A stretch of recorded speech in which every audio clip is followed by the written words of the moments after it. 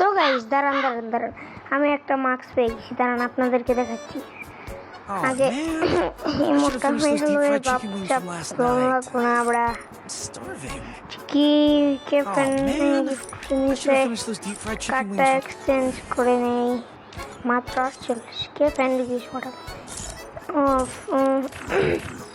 এখন কি হয় জানো, মাস্ক সরঞ্জাম। ও ভাই মাস্কটা তো সেই অস্থির।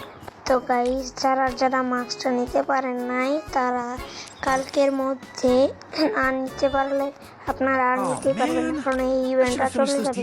তো আমি দেখতে পাচ্ছেন মাস্কটা 8 ম্যাচ বইয়া করা লাগবে, 8 ম্যাচ বইয়া করে নিয়ে ফেলছি বুঝছেন।